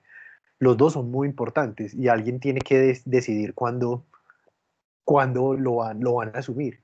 Pero no se puede por justificar el asunto económico, menospreciar el asunto de salud y el asunto científico. El asunto científico es erróneo. En 10 días todavía un paciente puede estar liberando virus. Es muy probable que esté liberando virus. No sé si eso responde la pregunta. Sí, profe, gracias. Ok. ¿Había otra pregunta? Profe, yo tengo una pregunta. Sí, adelante. En cuanto al tratamiento con ivermectina, pues Sí, eso cómo dame funciona, un, por qué los hospitales están haciéndolo. dame un segundo. Yo termino aquí una cosita que les voy a contar y ya hablamos de tratamiento, porque precisamente ya les voy a hablar de tratamiento. Entonces, con tratamiento, pues entender esta respuesta inmune también ayuda a identificar estrategias terapéuticas. Una de ellas, clásicamente utilizada en otras condiciones clínicas, es el uso del plasma convaleciente, es decir, a un paciente que ya le dio la infección y se recuperó, le sacan el plasma, le sacan los anticuerpos de la sangre y se los inyectan a otro individuo. Como ya le dio, si ya tiene anticuerpos, esos anticuerpos ayudan al otro individuo a contrarrestar o atacar la infección. También se han desarrollado anticuerpos en el laboratorio, anticuerpos monoclonales, que pueden bloquear directamente al virus, receptor recombinante para que el virus no infecte a la célula, inhibidores de esta proteasa, que se llama TMPRSS2, que es una, digamos como un correceptor, es un cofactor para que el virus pueda entrar. Entonces, si bloqueamos este con algún medicamento, pues también se disminuye la infección. Tenemos la cloroquina, que seguramente la habrán escuchado, que inhibe la acidificación de estos endosomas, entonces no se libera el genoma, bloquea la replicación. Tenemos inhibidores de la replicación, el remdesivir, uno de los más importantes que ya les voy a mencionar, inhibidores de proteasas que se requieren para la maduración, interferones que ahora alguien mencionaba, pues demos la interferona a los pacientes a ver si les funciona, y moduladores de la inmunidad como la dexametasona. Si no podemos inhibir el virus, y parece que el virus no es el problema grave para la enfermedad, sino la respuesta inmune, pues hay que inhibir la respuesta inmune. Entonces se puede inhibir con anticuerpos específicos que bloquean las citoquinas, enfermedades autoinmunes, o con corticosteroides y otras estrategias que bloquean la respuesta inmune, como la dexametasona. Incluso se han propuesto, estos son solo hipótesis, bloquear elementos como fracciones del complemento que van a contribuir pues, a esa activación de neutrófilos y la respuesta inflamatoria, o utilizar, por ejemplo, lectina unidora de manosa, porque se podría unir directamente al virus e inhibir la interacción con su receptor, ya que el virus tiene glicoproteínas en su envoltura, ¿cierto? Sin embargo, las estrategias más importantes tienen que ver con bloquear la respuesta inmune. Esto es una hipótesis o un artículo de opinión que fue publicado por un estudiante de medicina de la Universidad de Antioquia, donde muestra algunas opciones terapéuticas, bloquear la producción o la acción de algunas de las citoquinas proinflamatorias utilizando anticuerpos monoclonales. Ya se ha reportado, o hay varios estudios en curso, bloqueando, por ejemplo, la interleuquina 6 con anticuerpos, como el tocilizumab, por ejemplo, o otros autores proponen, pues bloqueemos el inflamosoma, que es una estructura que hace que se produzca más inflamación a través de la interleuquina 1 beta. Y hay muchos medicamentos que podrían funcionar, colchicina, esto gliburide, seguramente algunos lo habrán escuchado, es glibenclamida, que se utiliza en pacientes con diabetes, pues también puede inhibir esta respuesta inflamatoria, ¿cierto? Sin embargo, esto, al igual que la ivermectina, que yo no tengo idea cómo es el mecanismo de acción, el blanco terapéutico, qué es lo que bloquea específicamente, pero tiene que ver, al parecer, con el metabolismo de los ácidos nucleicos, así que con la replicación viral, no pasan de ser algunos de ellos pues resultados anecdóticos. De algún médico se le ocurrió darlos en una clínica y funcionó muy bien, entonces se empezó como a rodar la noticia. Y otros son estudios en fases preclínicas. Usted puede tomar las células en el laboratorio, ponerles lo que a usted se le ocurra. Yo les voy a poner a estas jugo de guanábana a ver si inhibe el virus. Y en el laboratorio probablemente algunas de ellas funcionen. Entonces, funcionó el jugo de guanábana. No significa que hay que darle jugo de guanábana a todo el mundo. Significa que hay que hacer un estudio clínico con jugo de guanábana en pacientes, un estudio clínico controlado con todas las condiciones para ver si efectivamente funciona o no funciona. Y eso es lo que van a encontrar en ese link que yo les dejé, en la sección de drogas y medicamentos van a encontrar las fases clínicas en las que se encuentran todos los medicamentos. ¿Listo? Profe, Entonces, yo les voy a contar solo 2 ejemplos de ellos. Antes, discúlpame un segundo con la pregunta ahí, téngala por ahí anotadita que no se les vaya a olvidar. Les voy a contar solo algunos muy corticos. El primero es cloroquina. Cloroquina se empezó a hablar mucho, incluso en nuestro medio se empezó a agotar la cloroquina. La cloroquina se usa en pacientes con lupus, por ejemplo, porque es un inmunomodulador. Y entonces se hizo un estudio clínico ya importante, controlando todas las variables, a ver si funcionaba o no. Necesito que sigan lo que les voy a decir y el cursor para que puedan entender cómo se lee esta gráfica. Aquí dice hidroxicloroquina mejor. Lo que esté para este lado de esta línea vertical significa que es mejor la hidroxicloroquina. Y lo que esté para este lado significa que es mejor los cuidados tradicionales, los cuidados que le hacen a los pacientes en el hospital, sin darles cloroquina. Esto significó, a los que no le dieron cloroquina les fue mejor. Y eso es lo que concluye este estudio. Aquí abajo dice todos los participantes. En todos los participantes de este estudio, ustedes ven que se ubican en este lado. Es decir, les fue mejor a los que no les dieron hidroxicloroquina. Cuando vemos por categorías, por ejemplo, de acuerdo a la edad, parece que la cloroquina funcionará un poquito en los menores de 70, ¿cierto? O por ejemplo aquí si comparamos hombres y mujeres, parece que funcionará mejor en hombres que en mujeres. Pero aquí en definitiva, todos están a este lado, es decir, la hidroxicloroquina no es una opción terapéutica. El 8 de octubre se publicó, dejen de usar hidroxicloroquina, la OMS emitió la alerta y dijo, paren los estudios con hidroxicloroquina, esto no sirve para nada, ya no pierdan más el tiempo con esto, investiguen otras cosas. Segundo medicamento, remdesivir. El remdesivir es un medicamento antiviral, bloquea la replicación del virus. Se ha estudiado, por ejemplo, en ébola y en otros virus que son muy agresivos. Vamos a ver los resultados con remdesivir. Ojo porque acá cambia de lado esto. Entonces, el placebo es mejor a este lado o remdesivir fue mejor a este lado. Y miren que en la mayoría de los casos el remdesivir fue mejor que los pacientes con placebo. Cuando vemos todos los pacientes, pues sí, el remdesivir fue mucho mejor. Cuando vemos por categorías, pues aquí dice si vienen de Norteamérica, de Europa o de Asia. Parece que en los de Asia no funciona tan bien, funciona mejor en los de Norteamérica. O de acuerdo a la edad, funciona mejor en los de 18 a 40 años. En los de 40 a 65 no funciona tan bien. O funciona mejor en los que tenían menos de 10 días de síntomas, ¿cierto? Así se analiza esto. Pero entonces, en conclusión, el remdesivir sí funciona. Hasta ahora es el único medicamento que ha sido aprobado que funciona para el tratamiento. Sin embargo, miren esta frase que publican los autores de este estudio.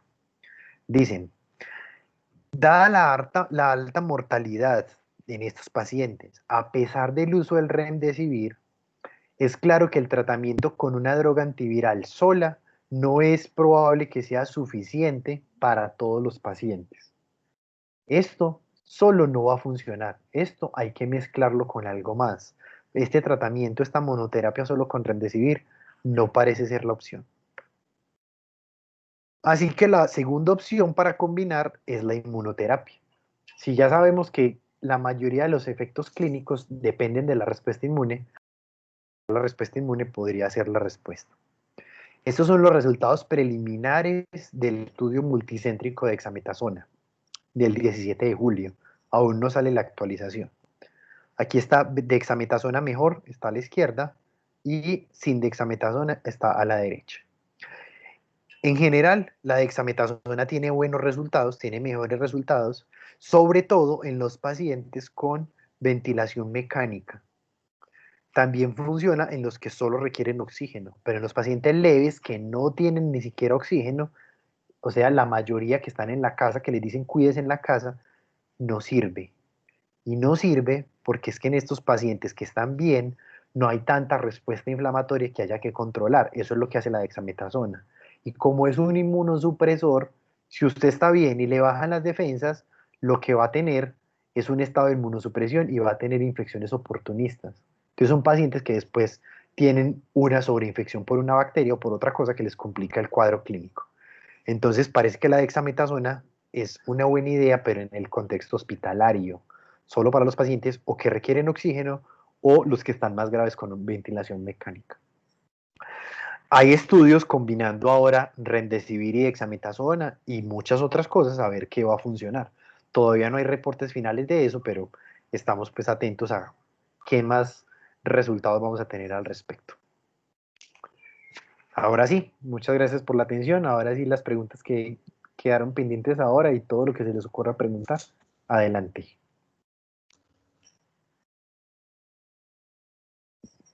María Isabel, ¿tienes una pregunta? Pues sí, sino que, o sea, quería comentarte porque en estos días casualmente, pues hablé con una compañera que a ella le dio COVID. Entonces, ella me contó que le hicieron una terapia y pues los resultados fueron súper buenos y pues se le quitó y le hicieron una ozonoterapia. Y como, o sea, estaba esperando a ver si tú la nombrabas, pero como no la nombraste, entonces por eso te quiero preguntar, porque pues ella como que fueron varias sesiones que le aplicaban ozono como en las venas y pues al final como que a los 4 días ella se volvió a hacer la prueba y le salió negativa. Entonces pues no sé como qué acción tendría ahí o pues o cómo me lo podrías explicar. Sí, ustedes recuerdan hace un par de meses que el presidente de Estados Unidos dijo que los desinfectantes, el hipoclorito, servían para matar el virus. Eso no es falso, eso es real. El hipoclorito mata el virus. Y la gente empezó a tomar hipoclorito y llegaron intoxicados al hospital. ¿Vieron eso en las noticias o no? Sí, sí, le escuché. A lo que quiero llegar es que hay mucha información que circula por todas partes. Y algunas de ellas son noticias falsas y otras son lo que algunos han denominado como pseudociencia, que son otras aplicaciones y otras cosas que a algunas personas les puede funcionar y a algunas otras personas no. Yo conozco, por ejemplo, una profe, un colega de otra universidad que le dio coronavirus y se quedó en la casa 15 días viendo series de Netflix y a los 15 días las pruebas fueron negativas y se alivió. Yo no sé si Netflix fue el tratamiento eficaz. En ella sí. O sea, ella se alivió por ver Netflix. Probablemente si no hubiera visto Netflix se hubiera muerto. Podría decir alguien, ¿cierto? Yo no sé si el ozono curó a su amiga o no. El ozono es un desinfectante. Y los reportes científicos son muy controversiales con respecto al uso de ozono, de plata, de cobre y de otro montón de medicamentos y de compuestos que tienen usos limitados en algunas situaciones. Eso no tiene un uso directo en el contexto hospitalario. O sea, eso no es que a usted le pongan una cánula y le vayan a poner oxígeno. No, el ozono se usa para otras cosas. Que a alguien se le ocurrió ponérselo a las personas y se aliviaran.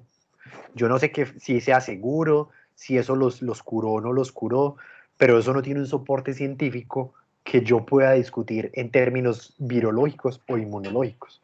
Entonces, por eso no te puedo dar una respuesta más profunda al respecto. Pero espero que con mi comentario tengas claro cuál es mi posición al respecto. Yo no puedo decir eso sirve o no sirve. Yo tengo una posición, pero es personal, porque no conozco aún suficiente evidencia científica para dar otro concepto. ¿Está claro eso? Sí, profe, y pues, o sea, como que la verdad, cuando ella me contó, o sea, ella me dijo como, se me quitó el COVID, pero quedé con neumonía. Entonces yo dije como, bueno, entonces pues se alivió o no se alivió, porque igual la neumonía sigue siendo grave. Sí, sí, así es. Entonces, pues eso depende de muchas cosas. Por eso les decía, es que hay pacientes que salió un estudio in vitro en el laboratorio, tomaron células, les pusieron el virus y a otras aparte, lo mismo con ivermectina y eso bloqueó la replicación del virus. y a alguien se le ocurrió que había que hacer un estudio clínico en el país y en Cali las autoridades empezaron a comprar ivermectina para darle a todo el mundo. Obviamente es muy entendible en una emergencia sanitaria, pues hay que probar lo que diga la gente a ver qué funciona, ¿cierto? Obviamente con todas las condiciones de seguridad. Y ellos iban a empezar a probar eso y la OMS salió y dijo, después no, eso no pierdan plata ni tiempo y no se arriesguen a una demanda porque si alguien se muere por la toxicidad, eso es culpa de ustedes. Porque nosotros ya recomendamos que no lo usen. Y ellos ya recomendaron, no usen ivermectina, eso no funciona. Y así han hecho con muchas otras cosas. Pero hay que esperar a ver los reportes finales de cada uno de los medicamentos que están en prueba.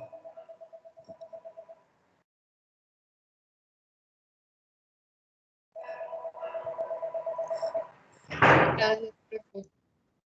De nada.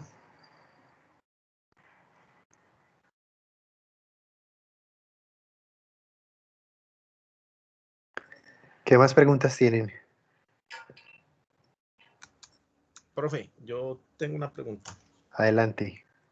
Es que cuando usted estaba hablando pues acerca de como los diferentes temas que se vienen trabajando para las vacunas, entonces yo veo que la mayoría están enfocadas pues como en el tema de la inflamación, ¿cierto? En los proinflamatorios. No, las vacunas son una historia. Las vacunas son para generar respuesta inmune contra el virus. Sí. Las drogas para el tratamiento ya es otra cosa. O sea, las vacunas esperamos aplicárselas a todo el mundo para que no se infecten. O por lo menos para que los que se infecten no les vaya mal con el cuadro clínico. El tratamiento es qué le vamos a dar a los pacientes que ya se infectaron y están en el hospital. ¿Qué le vamos a dar para que no se mueran? Y hay varias opciones. O aumentar su respuesta inmune específica de anticuerpos o con interferón, neutralizar la respuesta inmune que está afectando al virus o que está afectando a los pulmones y a los tejidos con los inmunosupresores o bloquear la replicación del virus. Esas son las opciones para la terapia. Pero son dos cosas diferentes, la terapia y la vacuna. Ah, ok, profe, gracias. Okay. Entonces no sé hacia dónde quieres orientar la pregunta, si es terapia o vacuna, de lo que quieres hablar. No, profe, había de pronto visto como mal y de pronto estaba pensando o quería preguntarle si a raíz de todas estas alternativas que se están buscando no se ha vislumbrado como luces para otras enfermedades también autoinmunes que tengan que estén como similar al COVID. Nada, de hecho es al revés. Es de lo que ya se sabe de autoinmunidad, viendo cómo extrapolar cosas a COVID-19. De hecho, esta mañana estaba revisando porque publicaron hoy precisamente un nuevo artículo con hipersensibilidad, con alergias. Entonces, una hipótesis de que el manejo de las alergias podría ser una opción terapéutica, incluso con antihistamínicos y cosas de ese tipo para tratar a los pacientes. A cualquiera le puede ocurrir cualquier cosa. Es una cosa teórica en una prestigiosa revista de inmunología. No está descabellada, pero hay que empezar a probar a ver si va a funcionar o no. Si es una cosa con un contexto real.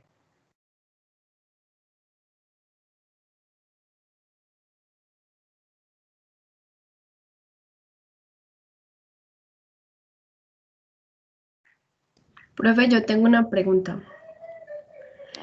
Sí, adelante.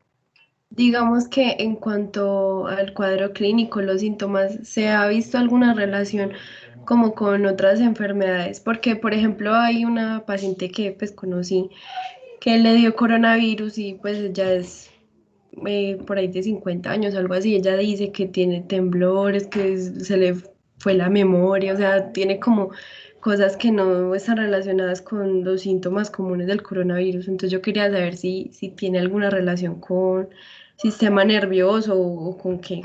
Sí, pero son limitados los estudios al respecto. O sea, por ahora sabemos muy poquito. Sí hay alteraciones en el sistema nervioso central en los pacientes con infección. No sabemos si el virus llega al sistema nervioso y infecta neuronas o algo allá, o si es solo la respuesta inmune la que está afectando la dinámica en el sistema nervioso. Aún no sabemos. Hay muy pocos pacientes y la probabilidad de tener síntomas asociados con disfunción del sistema nervioso es muy baja. Sin embargo, hay pacientes que los tienen, pero todavía no sabemos una explicación, todavía no sabemos por qué. Entonces yo no te podría decir si eso es otra cosa si es otra enfermedad de base o una enfermedad nueva, otra cosa, o si eso es efectivamente asociado con el coronavirus. No sabemos, aún no sabemos. Sí hay síntomas del sistema nervioso, hay personas que pierden el gusto, que pierden el olfato, que es un poco más probable. Pero, por ejemplo, los temblores, yo creo que no lo había escuchado. Con la pérdida de la memoria sí había visto algunas cosas, y lo otro son cuadros asociados de depresión y de dificultad del habla, que eso sí he visto un par de ellos.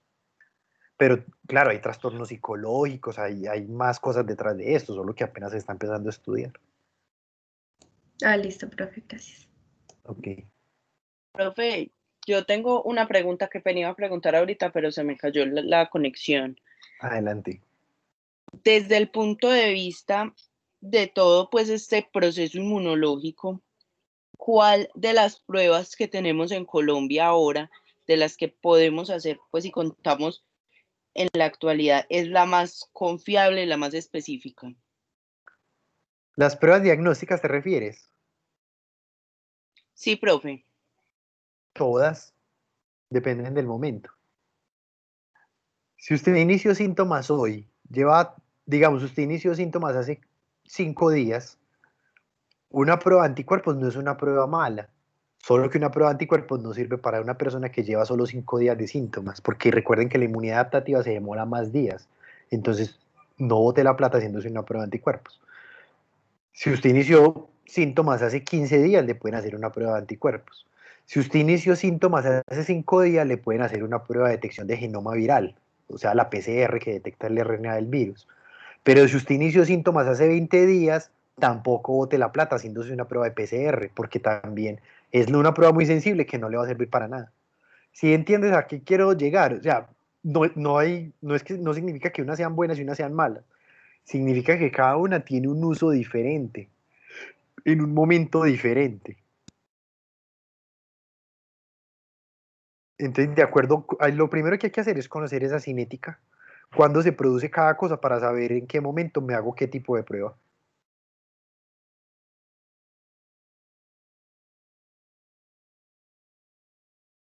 Listo, profe, gracias. De nada. Profe, entonces, hablando de eso, entonces de la evolución de los síntomas, ¿a los cuántos días después de de una exposición, si no hay síntomas, se podría considerar que ya como que pasó el tiempo? El promedio son 5 días, pero hay pacientes que se demoran hasta 2 semanas. O sea, a los 14 días uno diría, después de este contacto de riesgo, ya no me infecté. Con una alta probabilidad, ya no me infecté, después de 14 días. ¿A eso es a lo que te refieres? Sí, profe, o sea, listo, entonces eso que hemos escuchado de que después de los 14 días ya no es disminuye el riesgo, es de manifestar la enfermedad, no de producir contagio, que era lo que hablábamos de pronto ahorita que preguntaba mi compañera, que como que siempre nos han dicho que después de 10 días o de 14 días ya uno deja de ser potencialmente infeccioso. No sería entonces eso, sino de manifestar la enfermedad. No, son dos cosas diferentes, porque es que recuerda que no todo el mundo manifiesta la enfermedad. Cerca del 40% son asintomáticos. Entonces ni siquiera se dan cuenta. O sea, mejor dicho, toda la pandemia ha crecido de cuenta de los asintomáticos. Porque es que obviamente hay mucha gente muy desobediente, pero hay gente muy juiciosa que se está cuidando y cuando se enferma y sabe que está enfermo, se queda en la casa. Pero es que si usted no sabe, usted se va a trabajar tranquila en el metro, se va en el bus, y usted está por ahí, obviamente con las medidas de protección como debería ser, pero si usted tiene una alta carga viral, en algún momento le dio por bajarse el tapabocas o contaminó alguna cosa, un pasamanos, alguna cosa, y está infectando a las personas sin saber, no es de mala fe, de mala gana, no es sin saber, porque hay mucha gente que es asintomática. Lo que yo digo es, después de tener un contacto de riesgo, o sea, hay una persona que ya tiene un diagnóstico positivo y usted tuvo un contacto con esa persona ayer y ella lo llamó hoy y le dijo, es que ayer ustedes dos se sentaron a hablar sin tapabocas y hoy llamó y le dijo, es que me hicieron la prueba anoche y me dio positiva. O sea que usted es un contacto. Usted espera 14 días y usted en 14 días, usted se debería aislar y estar pendiente de sus síntomas. Pero si usted en 14 días no tiene síntomas, probablemente ya no va a tener síntomas y no se infectó. Si usted desarrolla síntomas, pues hay que hacerle una prueba a ver si se infectó.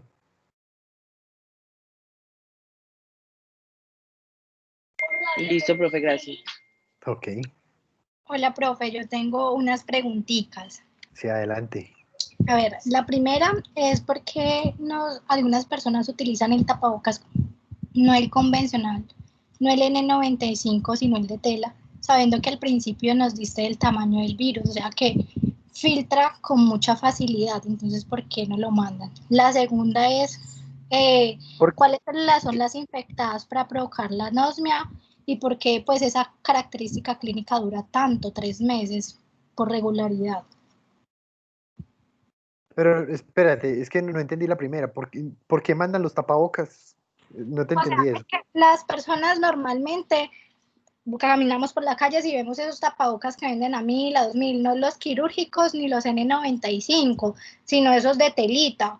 Entonces, de todas formas, lo mandan a utilizar a todo el mundo esos tapabocas de los de 1.000 pesos, sabiendo que la porosidad de ese tapaboca no es muy grande para el diámetro que nos diste al principio del virus como Ah, tal. sí, entiendo, pero sí, entiendo lo que me dices, pero es una situación social. Pues si la gente no usa uno de 1.000 pesos, que lo puede lavar, va a usar uno desechable que tendría que cambiar día tras día.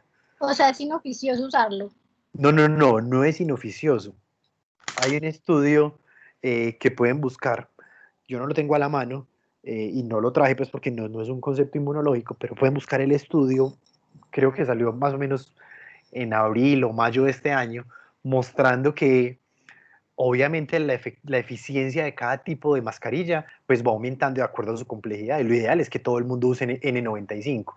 Sin embargo, no hay reservas mundiales de esos tapabocas. Entonces, por eso decían, no los use. No los use porque se agotan para el entorno hospitalario y necesitamos que los médicos, las enfermeras sean quienes utilicen la mascarilla N95. Entonces, no los compre usted para estar en la calle porque los van a agotar. Es el mejor, sí es el mejor, pero no los podemos agotar.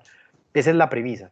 Sin embargo, este estudio lo que muestra es que todos tienen diferente eficiencia, pero cualquier cosa, así sea se me olvidó, ¿cómo es que se llaman esos que son una telita que se ponen como los ciclistas? Bueno, me olvidó. Así sean esas telitas más simples, es mejor eso que nada. ¿Cómo? Los cuellos largos, los tipo Sí, eso tiene un nombre, yo no me acuerdo cómo se llama eso. En todo caso decía, mire, es mejor, es un estudio de Inglaterra, y decía, es mejor eso que nada. Eso protege muy poquito, y protege como el 30%, algo así es la capacidad de filtración.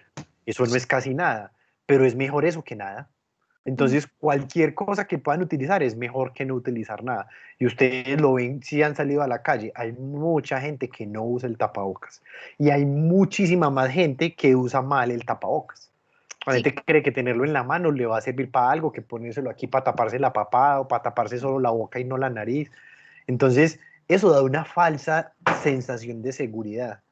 Entonces, mi opinión es que eso es un problema social, es un problema cultural, pero creo que es mejor eso que nada. Ojalá todos pudiéramos utilizar tapabocas desechables. Eso tiene otro problema más grave que es la contaminación que ahora estamos generando, pero un tapabocas quirúrgico, esos desechables, es mucho más seguro que cualquier otra cosa que pueda utilizar la gente. Un N95 es mucho más costoso y no está disponible para todo el mundo. De acuerdo. Y la otra preguntita es cuando la persona sufre reinfección, ¿realmente es porque el virus muta o qué es lo que sucede? Sí. Espera, tú preguntaste algo de la anosmia, tiene que ver con la afección del sistema nervioso y estas afecciones son a largo plazo. En algunos pacientes, no sé si ustedes han escuchado una cosa que se llama neuritis posherpética. Eso es un dolor crónico muy largo, muy fuerte, que le queda a los pacientes después del zóster, del herpes zóster, de la culebrilla. Sí, correcto. En estos pacientes con COVID se están reportando algunas manifestaciones de dolores neuropáticos crónicos. Y eso tiene que ver con las alteraciones inflamatorias en las terminales nerviosas. Eso no explica lo de la anosmia, pero podría tener una explicación similar, y es que esa respuesta inflamatoria afecte las neuronas sensoriales o sensitivas en los ganglios que irrigan cada uno de estos, en este caso el sistema olfativo, y pueden estar condicionando la disfunción a largo plazo. Por eso los síntomas son tan largos. pero yo no conozco un estudio que explique puntualmente por qué se da. ¿Por qué se da esa cronicidad? Y con respecto a la reinfección, el virus está mutando constantemente, todo el tiempo está mutando. Ahora hay una variante nueva en esta segunda ola en Europa. El virus de China no es el virus que circula en Colombia. El virus que salió inicialmente de China no es el virus que circula en América. El virus bueno, en América, en algunas zonas sí, pero en Colombia puntualmente tenemos es una variante del virus europeo. El virus es un virus RNA que está cambiando todo el tiempo y en algunas personas muy de buenas cambia y se vuelven mutantes que no son eficientes y se infectan con esas mutantes que no les causan nada. Probablemente los casos que tenemos de pacientes asintomáticos es porque se infectaron con virus debilitados, virus que acumularon mutaciones y ellos mismos se debilitaron. Eso es normal que pase, eso es un proceso del azar, un proceso evolutivo. Pero las personas que se reinfectan se infectan con dos virus diferentes, en dos momentos diferentes.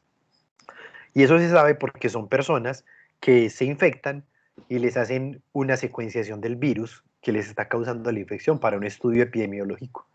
Y luego, pues cuando se vuelven a infectar, vuelven y secuencian y se dan cuenta que el virus es diferente. Exactamente lo que tú dices, mutó, ya es un virus, pero no mutó el virus que le infectó la primera vez, sino el virus de la naturaleza mutó y ya se infectó con uno diferente. Listo, profe, gracias por las respuestas. Claro.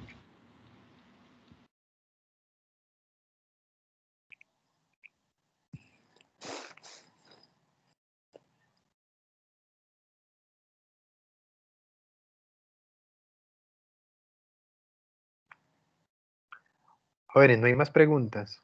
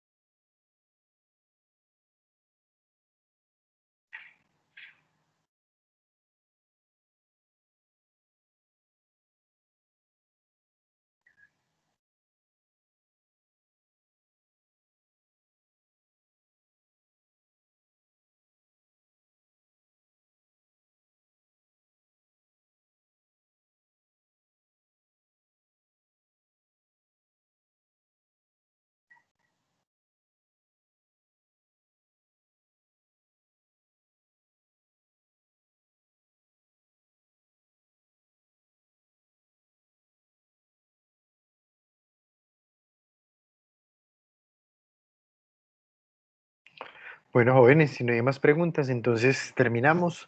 La sesión está grabada, ¿cierto? Para que puedan revisar si tienen alguna duda. Y eso es todo por hoy. Muchas gracias por su atención, por la asistencia.